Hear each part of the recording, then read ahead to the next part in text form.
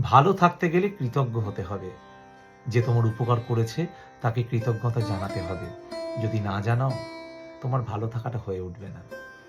পুরাণে কথিত আছে, শ্রীরামচন্দ্র যখন সেতু বাঁধছিলেন, তখন একটি ক্ষুদ্র প্রাণী কাঠবিড়ালি, সেও তাকে সাহায্য করেছিল। কিছু নুড়ি পাথর বয়ে এনেছিল মুখে করে।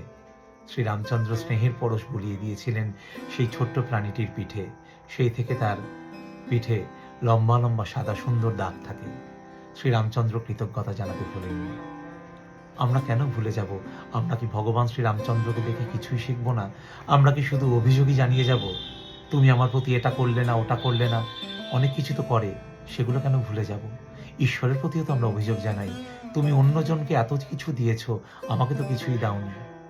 কিন্তু যখন কৃতজ্ঞ হব, তখনই আমরা রবীন্দ্রনাথের মতো বলতে পারবো, না চাহিতে মোরে যা করেছ দান, আকাশ আলো তনু মনোপ্রাণ, দিনে দিনে তুমি নিতেছ আমারে সে মহাদানেরই যোগ্য করে। তাই বলি, কৃতজ্ঞ হন, ভালো থাকবেন।